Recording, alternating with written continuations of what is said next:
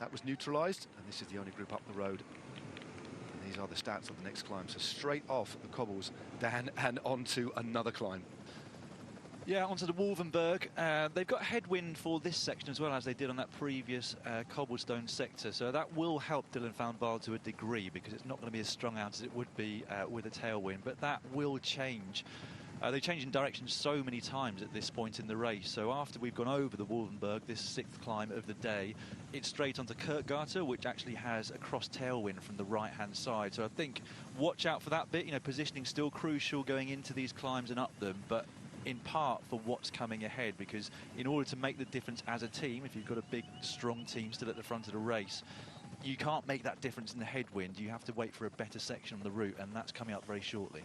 It certainly is. For the next climb off that 9Ks before we hit the Molenberg. So Fred Wright just moved to the front there.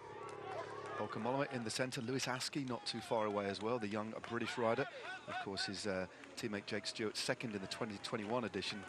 But last year didn't race in Belgium at all. Had a real difficult year with injuries and illness to Jake Stewart. So he's had a year out, but looking forward to getting stuck in.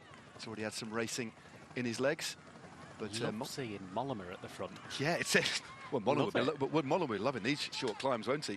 I think it's just more, but it's one rider you wouldn't have really expected to be at the front in this situation with a huge fight they've had. But there he is on the right-hand side, right up there. It's great to see him trying different sort of race. But Fred Wright, once again, wanting to put that hammer down. He's aggressive, isn't he? Real acceleration. Jan Tratnik also there. As they go over the top of this climb.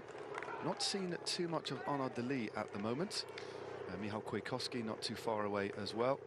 There's some big grimaces here. Jan Tratnik, another little move on the inside. Clearly wants to make this as difficult as possible here, Dan. Yeah, and he's taken Fred Wright again with him. So if you've just joined our coverage, they were actually already in a counter-attack as we got our first live pictures of the day. Clearly hasn't taken too much out of the two of them, because they're on the attack once again here.